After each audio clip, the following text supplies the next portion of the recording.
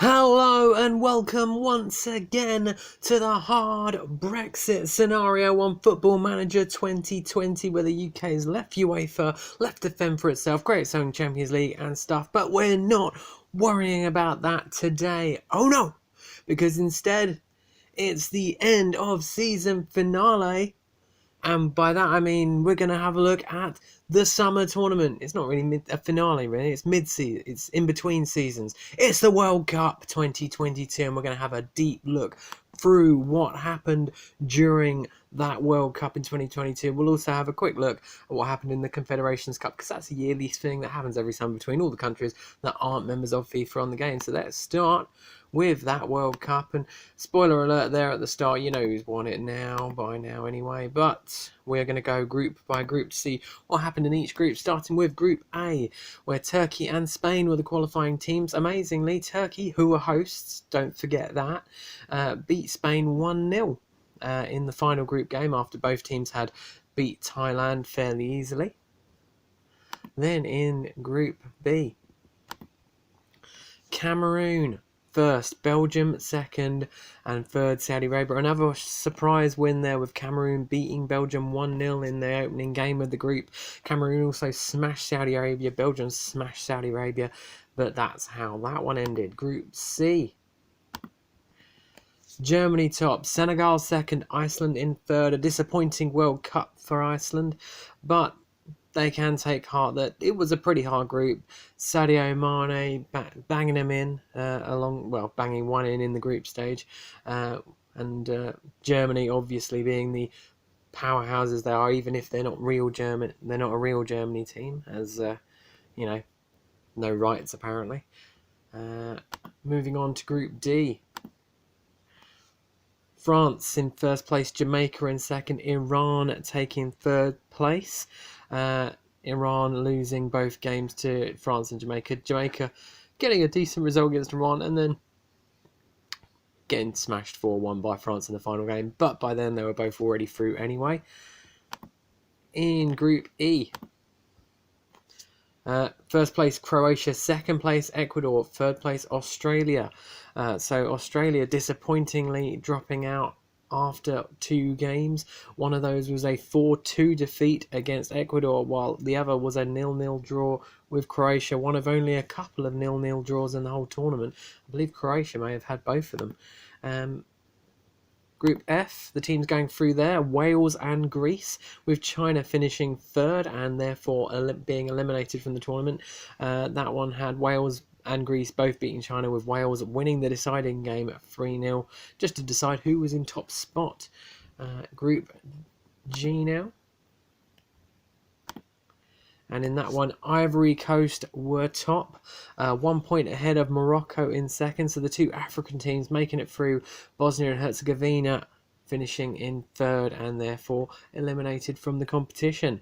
Ivory Coast finishing top there by the fact that they beat Morocco 2-1. Morocco themselves beating Bosnia 2-1, and then Ivory Coast getting a draw with Bosnia. Group H, to get us halfway through the group stage in this roundup, we can see that USA were top, Mexico second, the Netherlands in third place. The Netherlands finishing behind USA and Mexico. Disappointing World Cup for them, and they lost the opening game against Mexico there, and then lost to USA in the final group game, and were 3-0 down at some point. They did bring it back to 2-0, but that wasn't 3-2, but it wasn't enough. They needed to win that really to go through. USA getting the top spot after beating Mexico in the middle match. In Group I, first place for South Korea, second place Sweden, Honduras in third, and Honduras got absolutely destroyed by South Korea in the middle match there. 6-1 the final score. 2-1 South Korea also beat Sweden in the opening game, but Sweden made sure they would go through by beating Honduras in the final match. Group J, Algeria and Japan qualifying from Group J. Nigeria, the team missing out there, and Algeria getting a rather decent 3-0 win over Japan in the opening game, and beating Nigeria 1-0 in the second game. Japan beating Nigeria in the deciding match to make sure they went through to the next round. Group K, England Argentina, not surprising, they both went through with the Philippines in third place.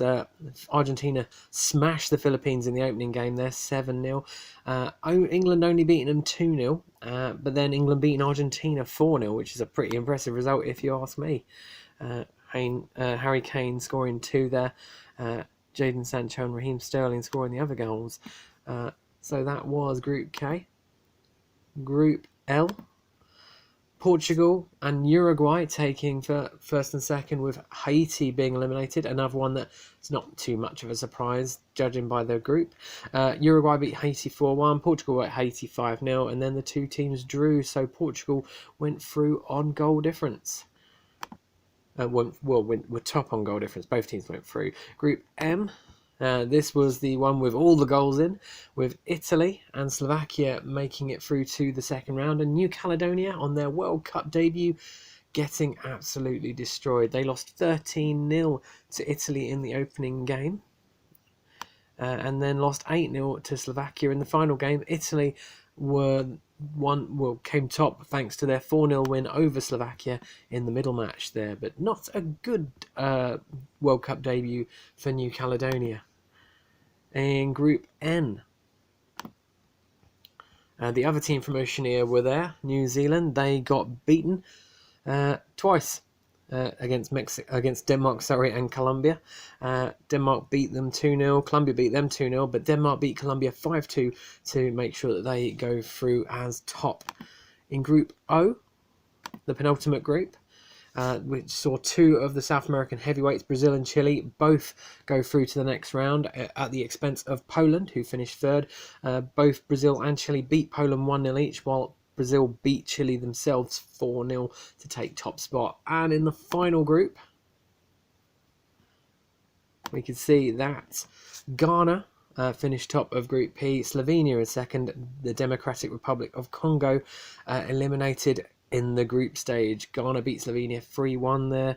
And DR, in fact, they all finished on 3 points. They all beat each other pretty much, but it was all down to goal difference why DR Congo didn't make it, and it was all down to goals scored as to why Ghana came top.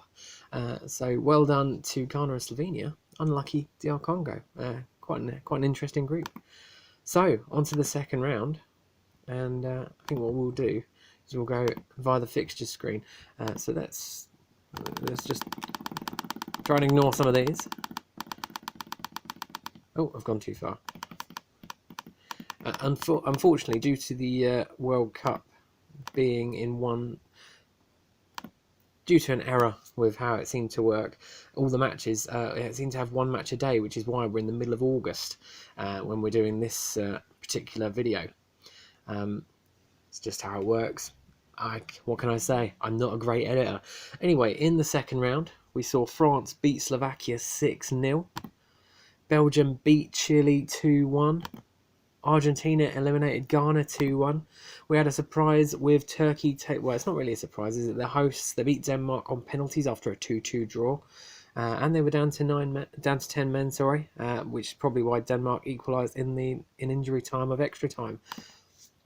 Spain eliminated Sweden 2-0, while Mexico beat Senegal 2-1, both men finishing 10 men. Ecuador beat South Korea after extra time, 2-1 the final score there.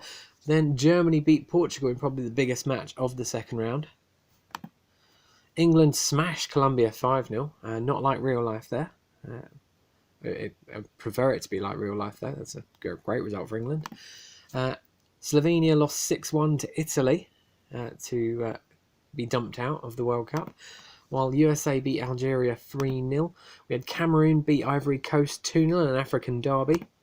Morocco surprisingly beat Wales 3-0 to make it through to the third round. Is that the final one?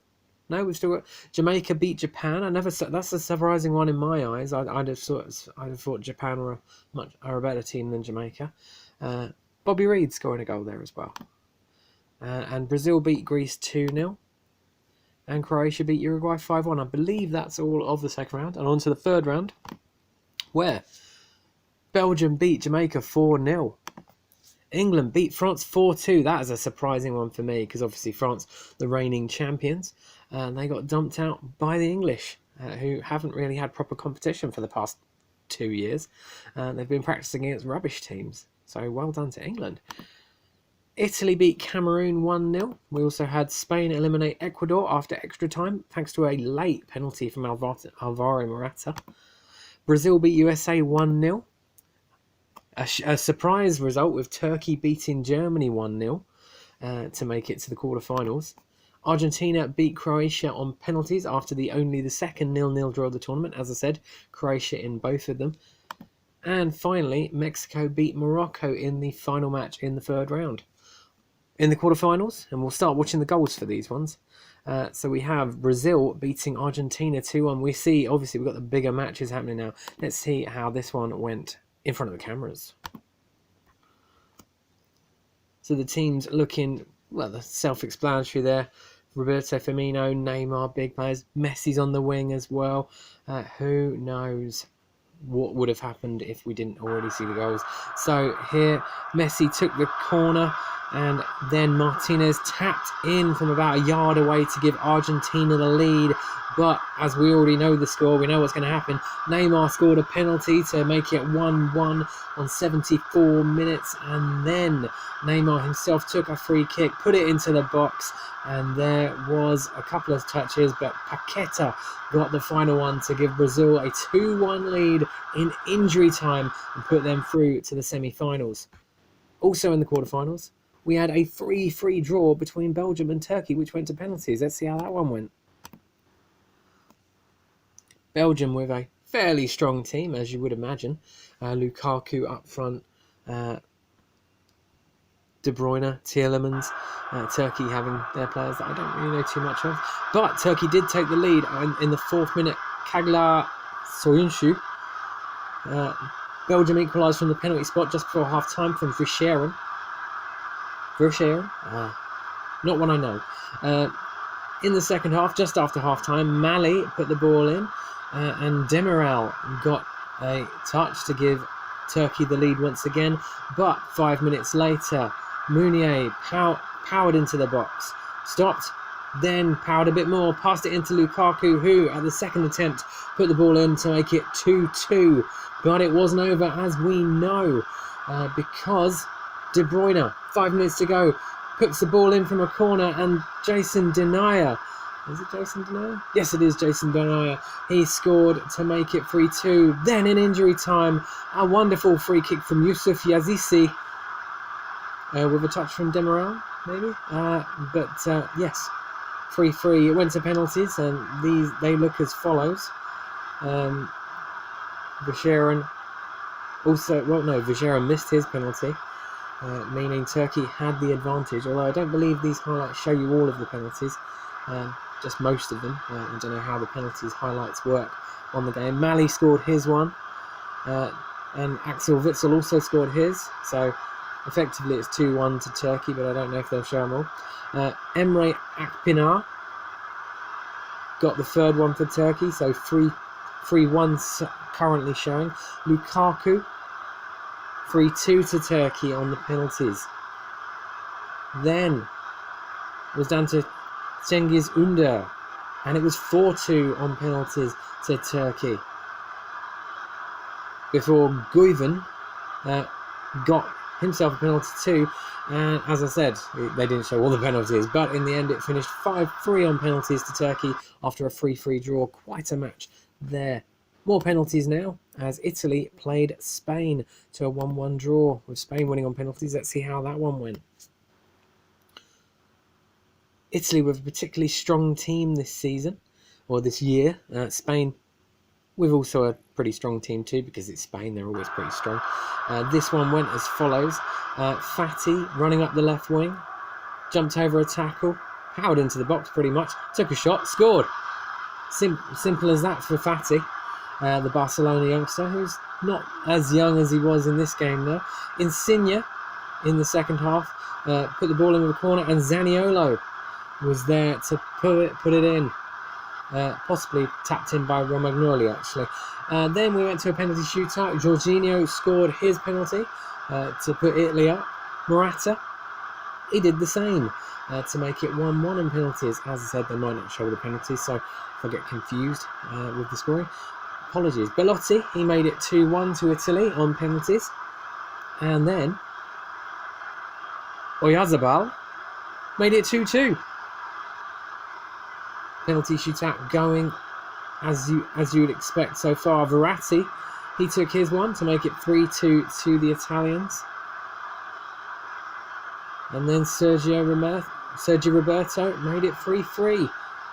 It was 100% records going into the fourth round of penalties. Zaniolo, he had his saved just by David De Gea, meaning Sol could give Spain the advantage 4-3 after that one. Then Koke, 5-3, possibly 5-4. I don't know. Football Manager has a weird way of showing highlights with penalties. 5-4 the final score on penalties after a 1-1 draw. And unfortunately, the penalties don't stop there because England beat Mexico on penalties after a 2-2 draw. Let's see how that one went. Decent team for England there. Kane, Sterling, Sancho up front. That is quite the front line. Although, don't count out Raul Jimenez of Mexico. So the goal scoring started happening on the 82nd minute with Harry Kane popping a penalty in for England. Bit of practice. Tessacito Corona put the ball in, and Alvarez equalised for Mexico just at the start of injury time. And so it went to extra time. We had another penalty. Raul scored that one to put Mexico in the lead, but it was not over as Max Aarons, he crossed the ball in to the penalty area, low cross, and Jadon Sancho equalised for England on 114 minutes, meaning we would go to yet another penalty shootout. And this one went as follows: Kane giving England the lead in the penalty shootout, 1-0.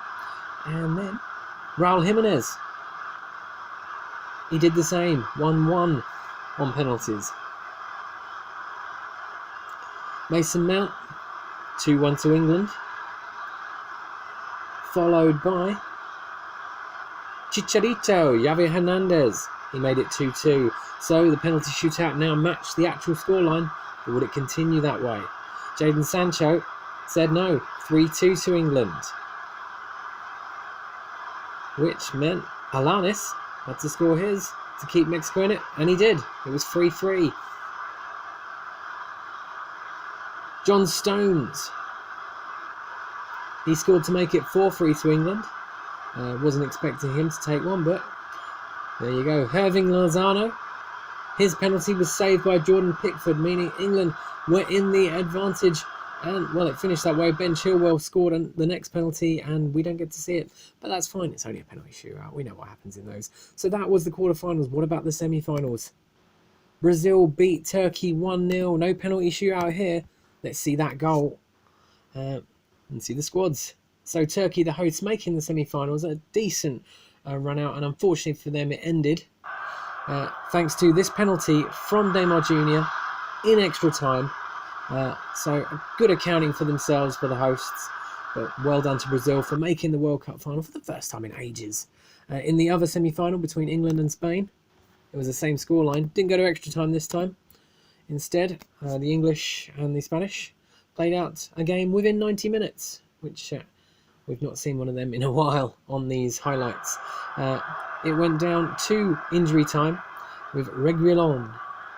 He crossed the ball to Inaki Williams, who was able to find Jordan Pickford, a blind spot to Jordan Pickford at the near post, and gave Spain the 1-0 win. So we had a final set up of Brazil versus Spain.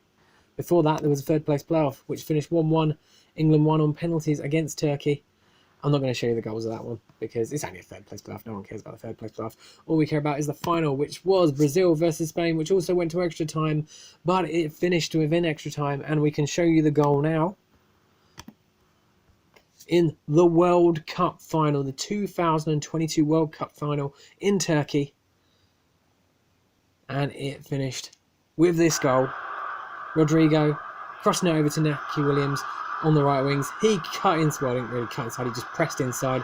Munir took a shot, didn't happen. Koke took the rebound and scored on the 104th minute, and that was enough for Spain to win their second World Cup, beating Brazil in the final. And as we can see, it is now in the history books. Spain, World Cup winners, beating Brazil in the final. Third place England, host Turkey. Well, hey, and, that was a very enjoyable first World Cup of the hard Brexit scenario. We'll have another one in about 25 episodes' time. We also had the Confederations Cup. Actually, before we do that, let's have a look at some of the stats, see who the top goal scorer was, because we don't normally look at that. As it's the World Cup, it's a special tournament. So, top goal scorer was Kylian Mbappe. He scored 7 in 4 games. That's pretty decent. Nicola Zaniolo scored 5. It wouldn't surprise me if most of those were against New Caledonia in the opening game.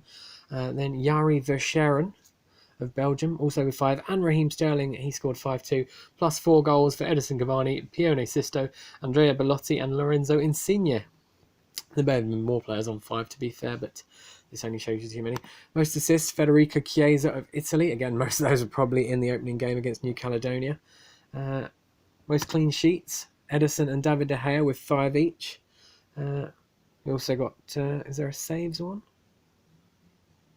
There isn't a so. Least conceded though, Livakovic of Croatia only conceded 1 in the whole tournament.